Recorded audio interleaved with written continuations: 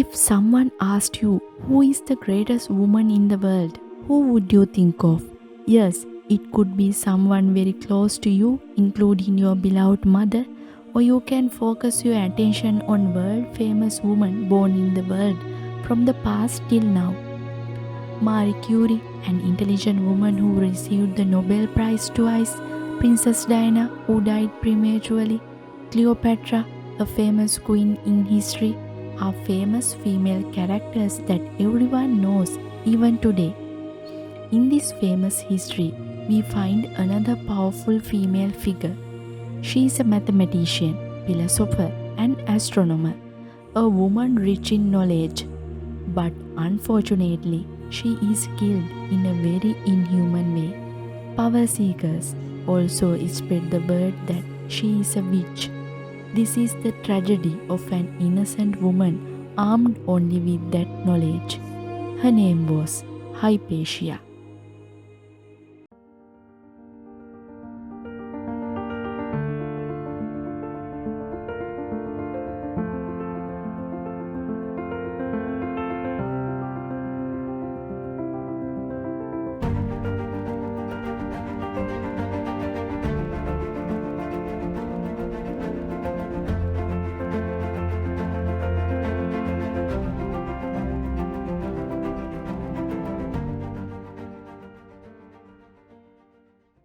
Who is this Hypatia?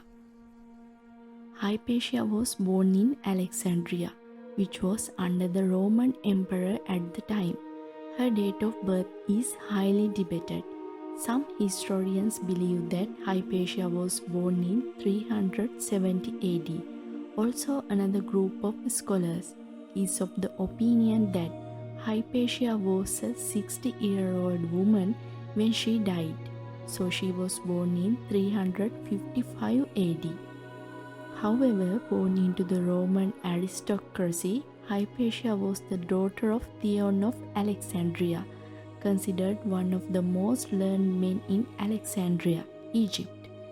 He has worked as a teacher in Mycenae and as its last trustee. Mycenae was an ancient institution said to have been founded by Ptolemy I Soter as a place for music, poetry, and philosophy, including the Library of Alexandria. Hypatia's father was a very intelligent mathematician, and we do not find any trace of her mother. Alexandria, which was a port city, was like a hub where knowledge gathered and that knowledge was shared.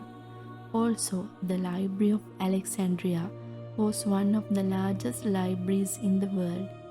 This was set on fire in Caesar's time, but a relatively large amount of knowledge was collected in the library at the Serapeum sacrificial site right next to the Library of Alexandria.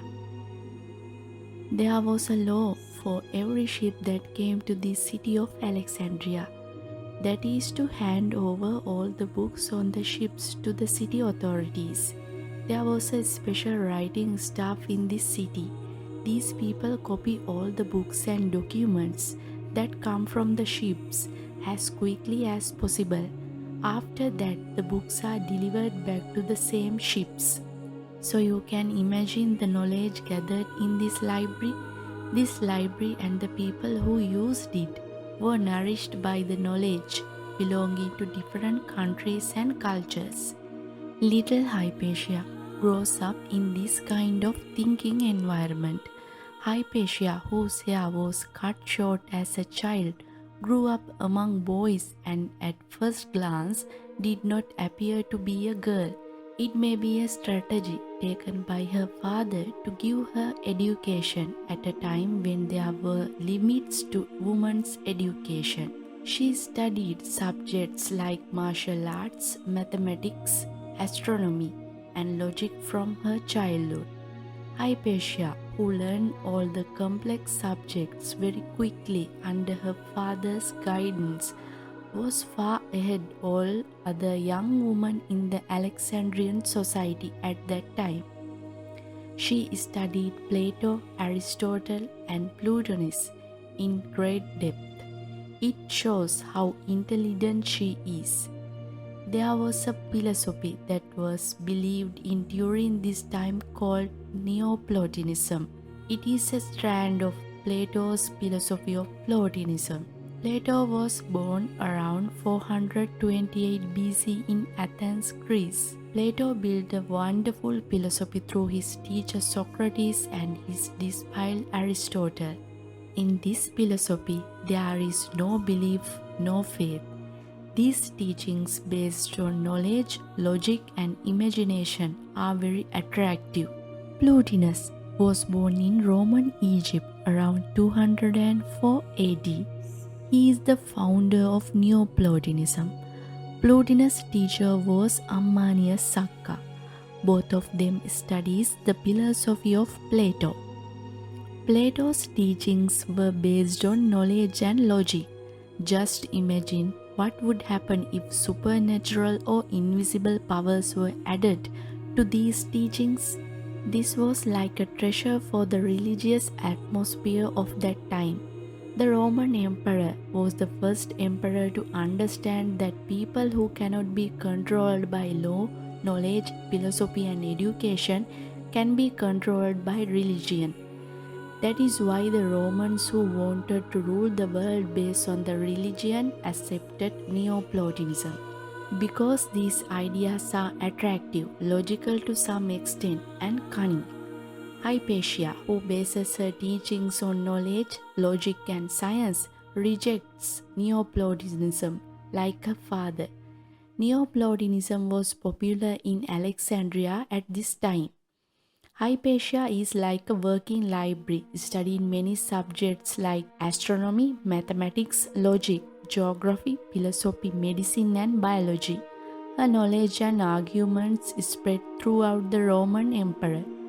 Through her teachings, Hypatia describes many things like the paths of the sun and stars, the position of the planets, the path of water, and the hydrometer.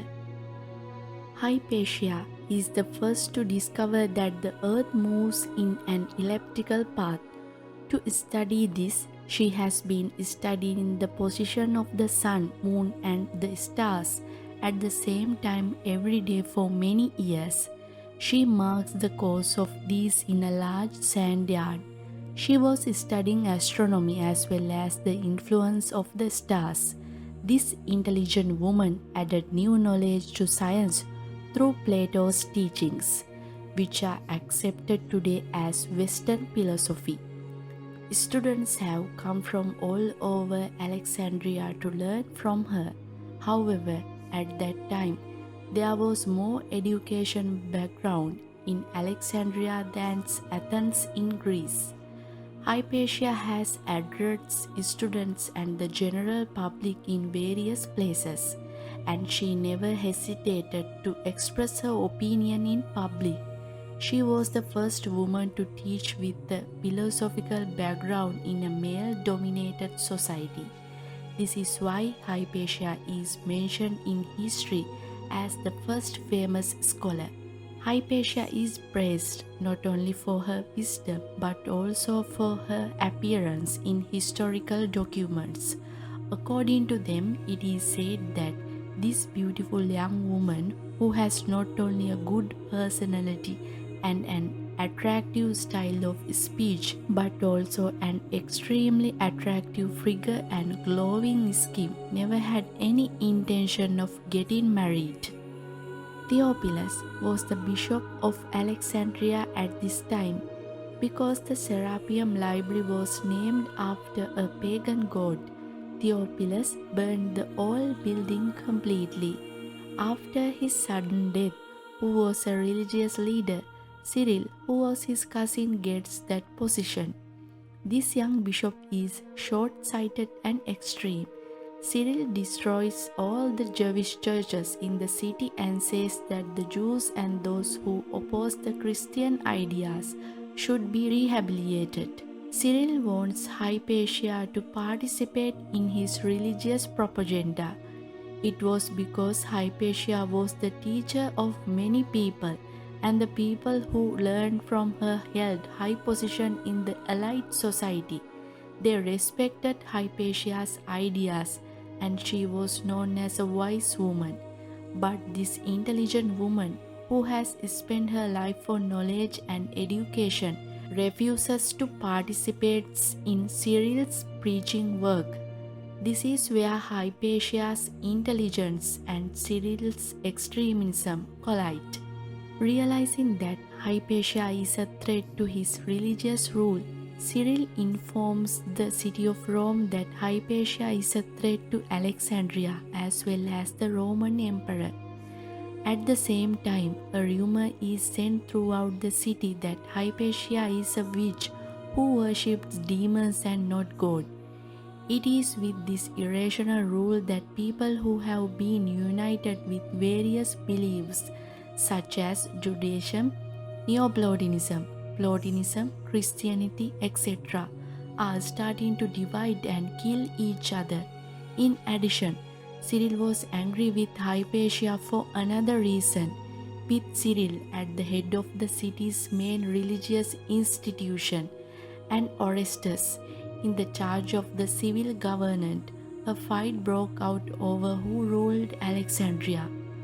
Orestes was a Christian, but he did not want to cede authority to church. And there was a rumor that Hypatia was preventing Orestes and Cyril from settling their differences. Hypatia, however, was an easier target. According to the writings of Socrates Scholasticus, in March 415 AD, Hypatia, who was going home from her school, was abducted by a mob with the knowledge of Cyril. There, the mob stripped Hypatia naked and murdered her using ostraka, which can either be translated as roof tiles or oyster shells. Damascus adds that they also cut out her eyeballs. They tore her body into pieces and dragged her limbs through the town to a place called Cinarion, where they set them on fire. Scholasticus, who was a devout Christian, mentions in his writing that this killing was done purely for political reasons. Those murderers who cut Hypatia's body into pieces and dragged it to the city were carrying out a political revenge. With Hypatia's death, the wonderful knowledge that the world could have received disappeared. Maybe if Hypatia had lived, man would have gone to the moon 100 years before 1969. To that extent, her knowledge and calculations are very futuristic. To get this knowledge back, the world had to wait many more years for the emergence of intellectuals like Galileo and Da Vinci. History testifies that thousands of women like Hypatia were persecuted as witches and the Galileo and Copernicus as traitors. If Hypatia were alive today, what would be her fate? Egypt is a Muslim country. Would they say that Hypatia should be stoned to death for blasphemy? Or will the Vatican announce that Hypatia is a threat to the religion? Will the all racist or bigots who shout the Western science is a complete lie demand the death penalty for Hypatia? A movie is being made based on Hypatia's life called Agora. In one scene, Synesius, who was her own student and then bishop, questions her reason for not converting. She says, "Synesius, you don't question what you believed, or cannot. I must." Finally, do we have the right to criticize a person who holds an opinion contrary to ours, who believes in something opposite to what we believe, or who believes in another religion? What if his or her beliefs are not offense to himself or anyone else? Should they be suppressed? Should they be stoned to death?